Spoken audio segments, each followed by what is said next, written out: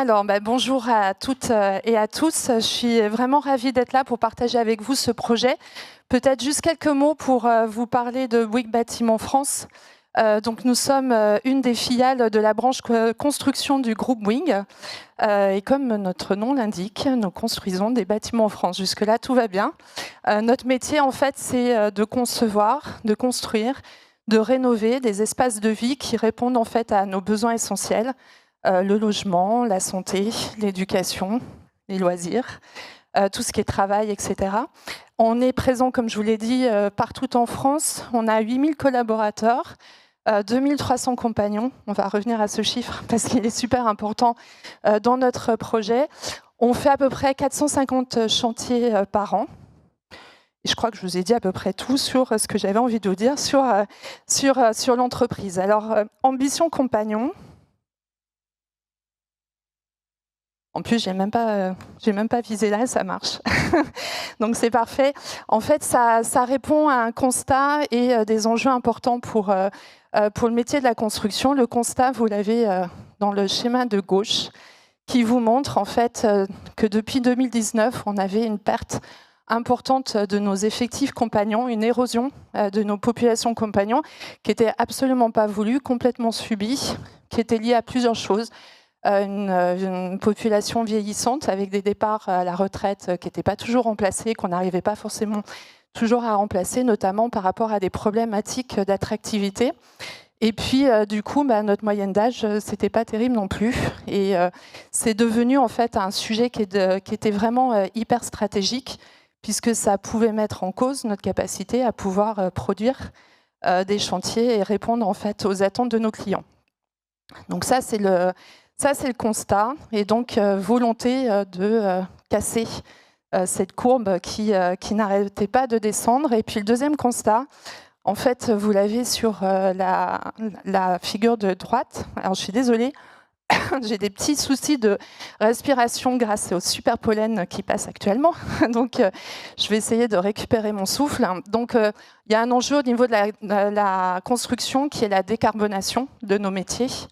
Avec des enjeux liés bien sûr à l'environnement. Et donc, pour vous citer juste un exemple, notre objectif à 2030, c'est de baisser de 40% nos émissions de gaz à effet de serre. Et forcément, ça amène en fait une transformation très rapide des métiers, et notamment ceux des compagnons. Ça passe par quoi? Ça passe par de plus en plus de bois et de matériaux biosourcés sur les chantiers, donc forcément des compétences différentes. Ça passe par des changements dans les modes constructifs, avec de plus en plus de modules qui sont construits en dehors des chantiers, et finalement des chantiers qui se transforment petit à petit de lieux où on est en train de couler du béton à des lieux où on assemble. Et donc forcément, pour les compagnons, c'est aussi un impact important. Et puis, on fait aussi de plus en plus de la rénovation. Vous allez me dire, la rénovation, c'est quoi le lien avec la décarbonation? Tout simplement, quand on rénove un bâtiment, l'impact environnemental est beaucoup plus faible. On divise quasiment par 2 ou par 3 en fait, les gaz à effet de serre. Mais forcément, là aussi, c'est plus du tout les mêmes compétences, puisqu'il nous faut des menuisiers, il nous faut des peintres, il nous faut des électriciens, etc. Donc voilà, donc ça c'était l'enjeu auquel on devait répondre. Et puis on s'est dit, qu'on avait passé la slide après et que je vais vous faire le lien maintenant avec la promesse employeur. On s'est dit que finalement, toutes ces contraintes, c'était une super opportunité pour re-questionner, je dirais même questionner finalement notre promesse employeur, parce que je crois que jusqu'à présent, on ne s'était pas véritablement posé la question de la promesse employeur destinée à nos compagnons. Et ça a été vraiment l'occasion de se poser pour se dire finalement qu'est-ce qu'on propose à nos compagnons, nos ouvriers sur chantier. Donc on a interrogé près de 200 collaborateurs, compagnons qui nous avaient rejoints récemment, et on leur a posé la question de qu'est-ce qui avait fait la différence, et surtout qu'est-ce qui venait conforter en fait leur impression avant de nous rejoindre, et puis aussi finalement quels étaient les irritants. Et puis partant de là, en écoutant tout ce qu'ils nous ont dit, voilà, vous avez le résultat de cette promesse employeur qui finalement parle d'un environnement où on va se sentir bien. Donc là, ça parle de santé, de sécurité, parce que c'est quand même super important, et puis également d'ambiance, de travail en équipe, etc. Une entreprise de référence qui construit des ouvrages d'exception, parce que ça, c'était aussi un élément qui était ressorti très fier, en fait, très, très fort, et notamment lié à la fierté, fierté d'appartenance, un métier qui a du sens. Et puis l'envie de se développer et le fait justement de rentrer dans une grande entreprise qui permettait en fait de pouvoir être formé et de pouvoir développer la polyvalence. Et en fait de ça, finalement, on a construit reconstruit en fait et repensé toute la politique RH dans l'entreprise, à la fois vis-à-vis de l'externe et vis-à-vis de l'interne. Alors bien sûr, je vous ai parlé, j'ai commencé par parler de ça, les enjeux de recrutement. Et donc, bien sûr, on a développé tout un plan de recrutement. Je vais pas tout vous détailler, mais finalement, on a tapé à différents endroits. La partie relation école, en fait, avec beaucoup plus d'apprentis. Je ne sais pas quelle est votre pratique par rapport à ça, mais sur les chantiers, effectivement, c'était jusqu'à présent toujours interdit à accueillir des mineurs, parce que par définition, un chantier, c'est quand même un lieu à risque. Mais on s'est rendu compte qu'en faisant ça, en fait, finalement, on se coupait à beaucoup de jeunes qui pouvaient découvrir ces métiers-là. Et donc, on ouvre, à partir de cette année, les stages aux mineurs, bien sûr dans des conditions de sécurité très importantes, mais on espère effectivement ça aura un impact important. Le trophée, je vous en parlerai après. Et puis, finalement, ça a été aussi l'occasion de voir quels étaient nos viviers existants et de les renforcer. Au niveau des compagnons, je ne sais pas si vous avez des populations ouvrières, mais en tout cas, nous, on a vu que 65% de nos recrutements en fait, venaient de l'intérim.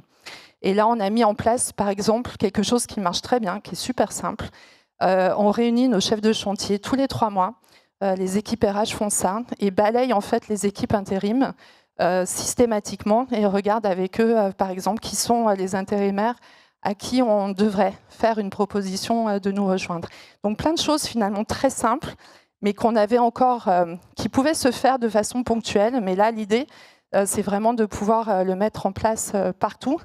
Et ce qui me permet de vous parler du sujet de la communication interne, effectivement, et avec l'implication des équipes très très fort. Et ça, c'est vraiment une clé de succès. On a développé également tout un plan de communication avec une communication vraiment dédiée pour cette population compagnon. Alors bien sûr au niveau des écoles avec des vidéos dédiées en faisant parler. Donc les gens qui ont tourné, ce sont des vrais compagnons de chez nous et qui se sont prêtés à ce jeu et qui marchent vraiment très bien. On a fait aussi témoigner des femmes, parce que nous avons des compagnonnes également sur nos chantiers, notamment cette transformation des métiers avec les métiers de l'AREA nous permet en fait d'accueillir de plus en plus de jeunes femmes et puis plein d'outils également, alors qu'on faisait traditionnellement pour des niveaux Bac plus 4, Bac plus 5, ça c'est pas du tout innovant, mais par contre on le faisait beaucoup moins sur des étudiants de 3e, des CAP et des Bac Pro. Beaucoup de communication également sur les réseaux sociaux. Et puis ce qui marche aussi très bien, c'est les bâches. Parce que je vous ai dit, on a 450 chantiers en France, autant d'occasions de pouvoir communiquer et effectivement pouvoir exploiter nos chantiers pour pouvoir communiquer autour de ça. Ça a plutôt bien marché. On a réinvesti aussi l'alternance, puisqu'on avait beaucoup boosté l'alternance. On a 9% d'alternants chez Bouygues. Mais finalement, quand on regardait les chiffres, on se rendait compte qu'on avait un petit peu abandonné l'alternance en fait au niveau des compagnons et plutôt pour favoriser les états cadres ou en tout cas avec les difficultés de trouver en fait des jeunes par rapport à ces métiers. Et donc on a beaucoup investi là-dessus également pour toujours sur la base de cette promesse employeur. Un exemple de choses qu'on a pu mettre en place, alors c'est des choses qui existaient déjà chez nous. Normalement, la vidéo va se mettre en place, qui s'appelle le trophée des bâtisseurs d'avenir. En fait, c'est un jeu d'entreprise vraiment dédié pour des jeunes qui se forment en fait à nos métiers en CAP, en Bac Pro, en BTS. Jusqu'à présent, c'était plutôt en fait un jeu qu'on proposait pour des gens qui allaient vers les métiers de chef de chantier ou de conduite de travaux. Et là, cette année, en fait, on l'a vraiment centré pour pouvoir recruter des compagnons. Donc là, vous voyez le film, et avec plutôt des bons succès, à la fois par rapport à l'attractivité de nos métiers, les faire découvrir, et puis recréer des liens très forts en fait avec les écoles, parce que ça passe aussi par ça pour pouvoir avancer sur ces thématiques. Donc ça parle plutôt de l'externe. Et en interne, vous avez rappelé en fait le dernier volet, finalement une entreprise dans laquelle vous allez pouvoir vous développer, développer votre polyvalence, vos compétences. Et donc, on a travaillé en fait sur une cartographie complète. Alors là aussi, pareil, c'était des choses dont on disposait depuis assez longtemps en fait pour nos populations ETAM cadres, et finalement on n'avait pas forcément formalisé comme ça les parcours en fait pour les compagnons. On parle plus de passeport et donc d'identifier effectivement toutes les formations. Et c'est là en fait où vous voyez apparaître des nouvelles choses comme les corps d'état secondaires. Et ça effectivement en interne, ça a eu beaucoup d'impact à la fois pour les chefs de chantier, pour mieux comprendre comment accompagner le développement des compagnons, mais également pour les accompagner eux directement. On fait des enquêtes d'engagement pour nos compagnons, et c'était clairement, il y a 2 ans, vraiment le sujet sur lequel on était le moins bien noté.